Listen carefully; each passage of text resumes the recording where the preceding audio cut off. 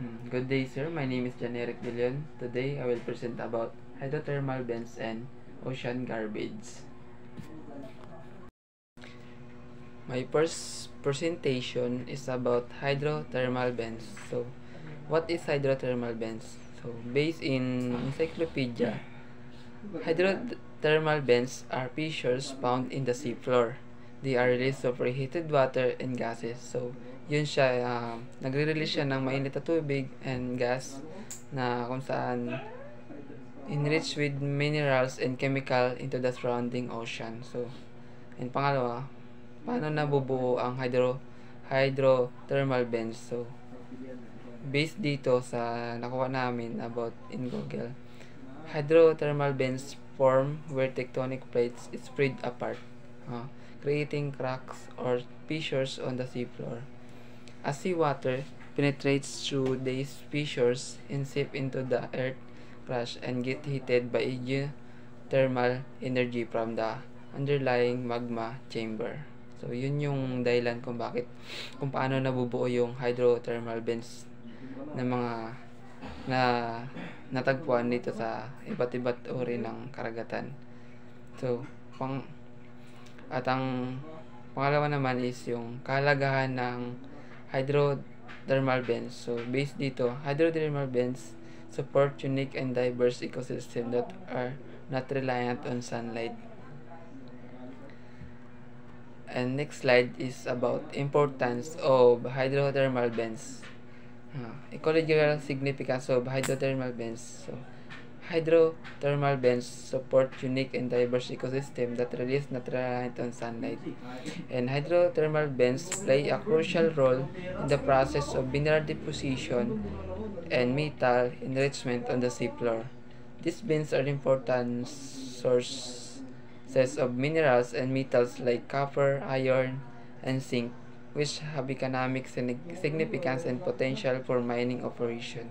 So, isa rin pala ito sa mga importante na resources na makukuha natin ng mineral and metals like copper, iron, and zinc na isa sa mga kailangan para sa mga experiment tulad ng mga nabubuong technology tulad ng cellphone. So, isa rin siya pala sa mga nagbibigay nun or resources nun na mga bagay na yun. So, then next is early discoveries and initial exploration ng hydrothermal vents. So, based dito sa research or encyclopedia, in 1997, scientists aboard the research vessel RV Nor made the first discovery of hydrothermal vents in deep ocean. These first encounters were made in East Pacific Rise and near the Galapagos Islands. So, doon siya una na-discover sa Pacific Rise near sa Galapagos Island na kung saan isa sa mga na-discover ni Darwin. And next slide, so what are the three general types of hydrothermal vents? So, ito yung tatlong uri na hydrothermal vents na makikita natin sa iba't ibang panig ng karagatan. So, una is diffuse vents. So, based in Google, occurs where high temperature fluids rising from depth become mixed with cold seawater before they exit the seafloor. So, yun daw yung ibig sabihin ng diffuse vents. So, hindi siya masyadong katulad, unique siya compared dun sa dalawang klase ng kasi siya, para siyang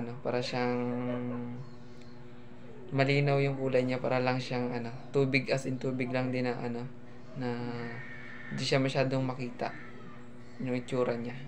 Hindi katulad dito sa pangalawa na klase ng hydrothermal vents is white smoker vents.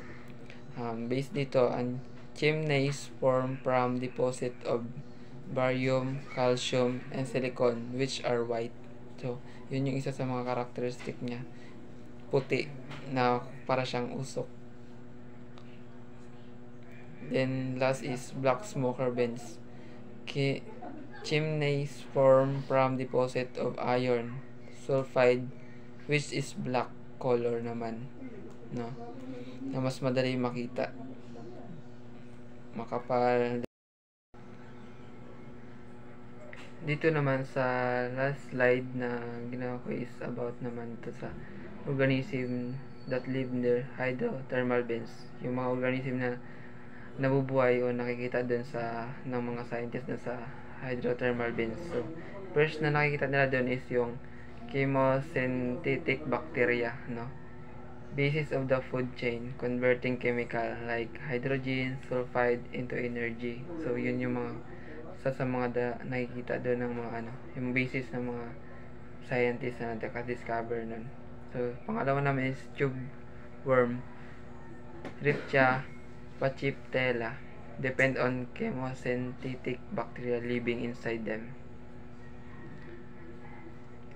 So pangatlo naman is bent shrimp, feed on bacteria and detritus. So yung itsura naman ng shrimp na to is ibang klase, medyo siya, mahaba yung mga niya, parang medyo katakot siya kainin, parang mga kalason, Then meron din siya naman na giant clam, the symbiotic relationship with bacteria that provide nutrients, no.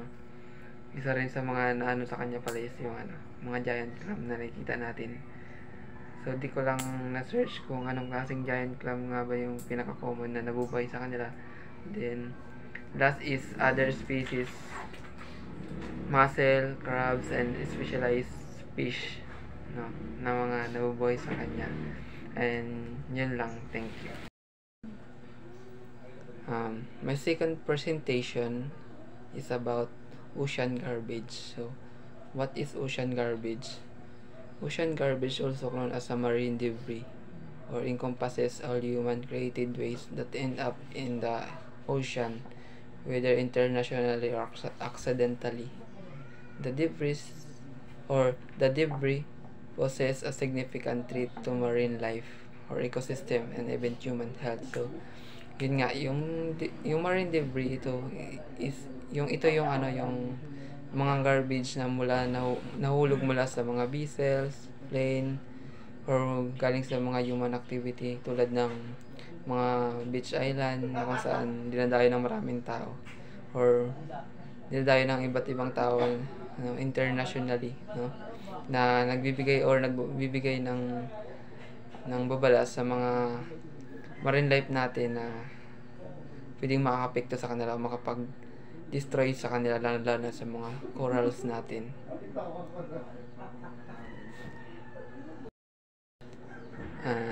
And next is source and types of ocean garbage. So, ano nga ba yung mga source natin tsaka yung mga klase ng garbage natin sa karagatan? So, based dito, ang una is land-based sources, no.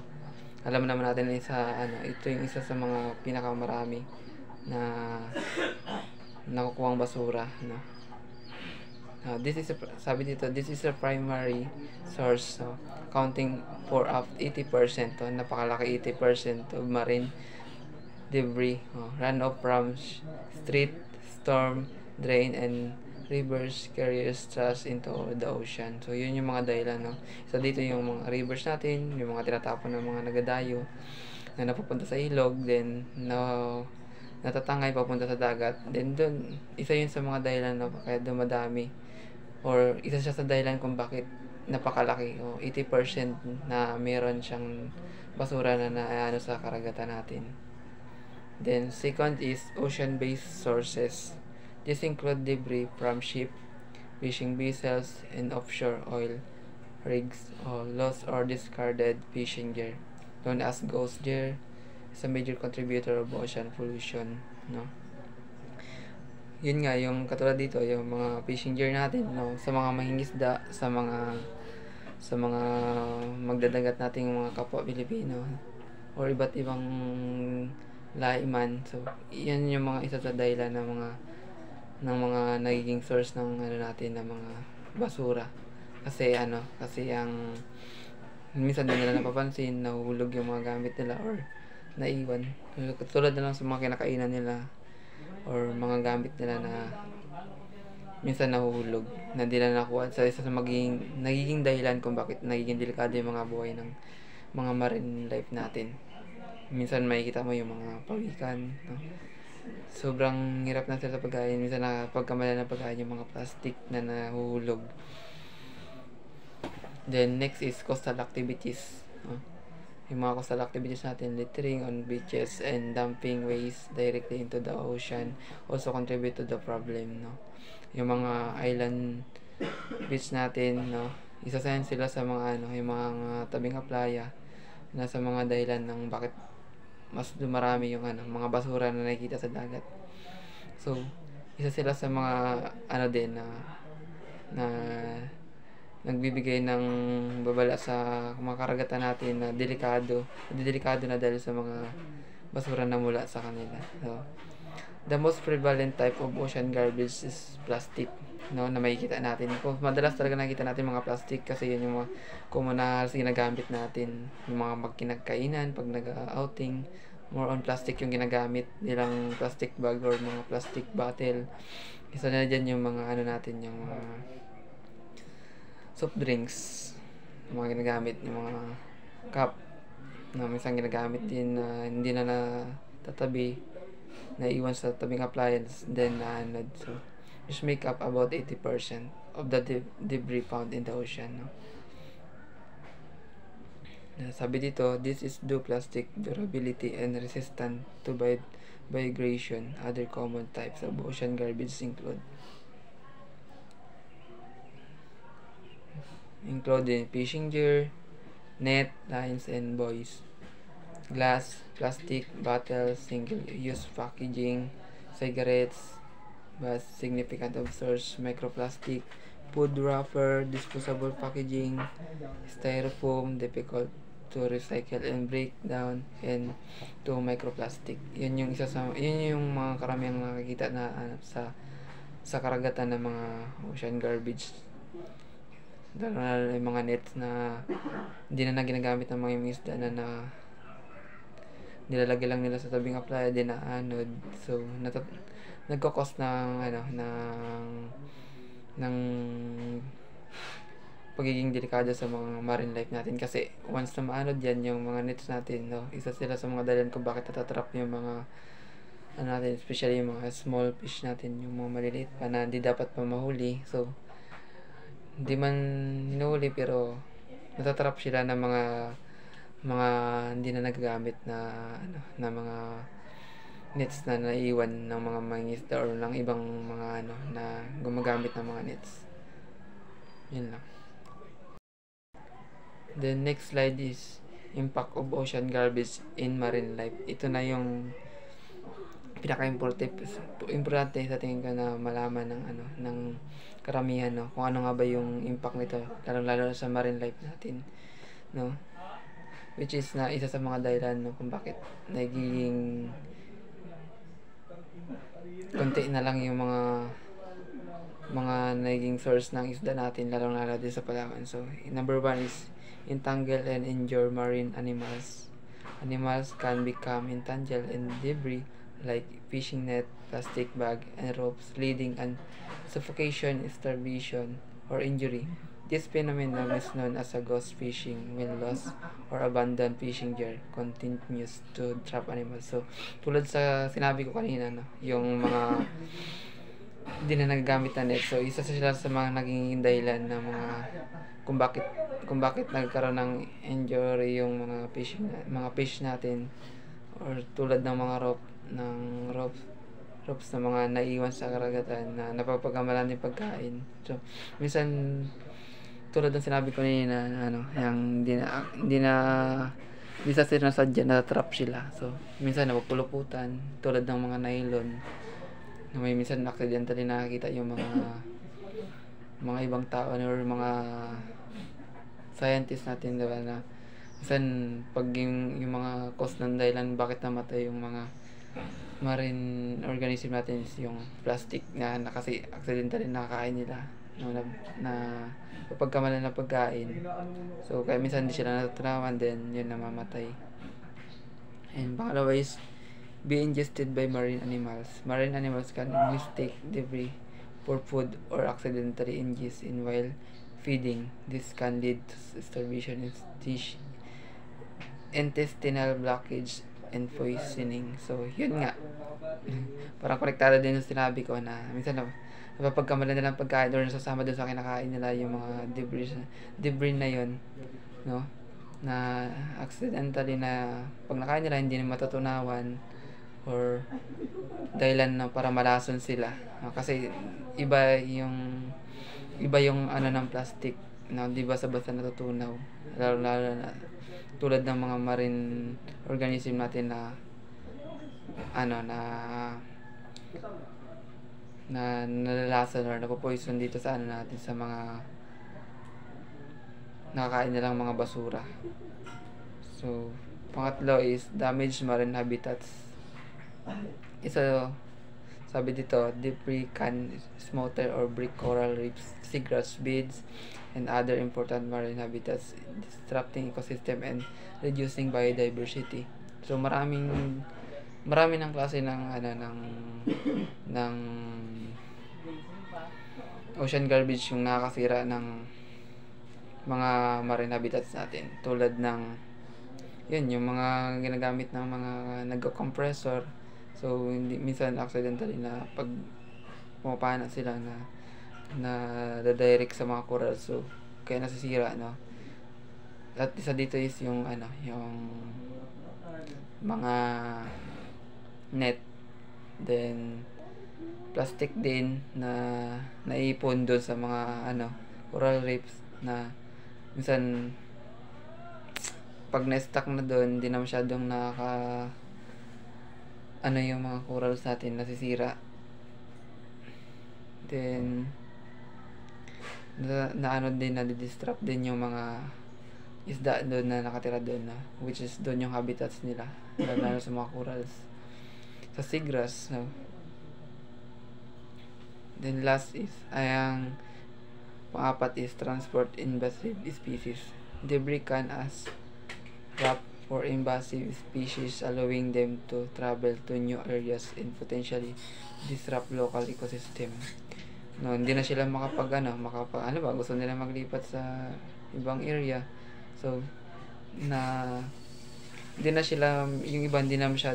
na agad nakakarating kasi natatrap sila doon sa minsan dahilan ng mga yung mga nets nga na isa sa mga dahilan kung bakit hindi na sila makapaglipat, dahil natatrap na sila, naharangan, natatakot sila minsan sa mga mga garbage na nakikita nila. Then impact human health, isa rin dito nasa sinama ko na pinaka-important is yung impact human health, no? Tulad natin mga Pilipino, especially yung mga source natin is number 1 sa karagatan, no?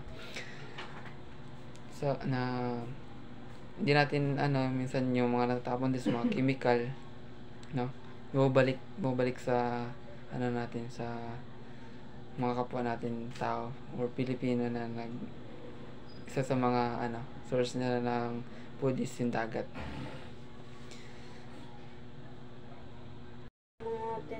Last na lang. And last is location of ocean garbage. Dito sa mga sinama ko, sa mga nakita ko is number 1 is garbage patches. Sabi dito, large areas of the ocean where debris accumulate the ocean current. The most famous is Great Pacific Garbage Patch, located in the North Pacific. There. Isa sa mga sa mga pinaka malaki na area na accumulated to the ocean current, no, na most famous na may isa sa North Pacific. Yeah. Then second is coastal areas.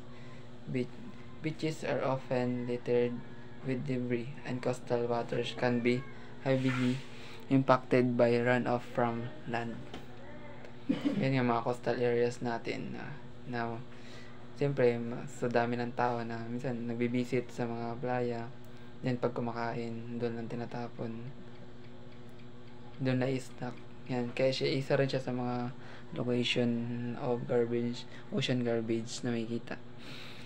Then deep sea debris can sink to the ocean floor, where it can harm deep sea or organism and ecosystem. Kung minsan makikita natin sa yung mga divers natin daw, may mga trend picture na nakikita sa internet, no, nakikita natin sa seafloor, maraming basura na doon na stuck na doon sa safe floor kasi once na naanod sila, then na-stuck na sila doon, minsan din na sila na alis. Hanggang nagatumpok na lang sila doon din. Yun. Kaya isa siya sa mga part ng location ng ocean garbage. So, yun lang and thank you.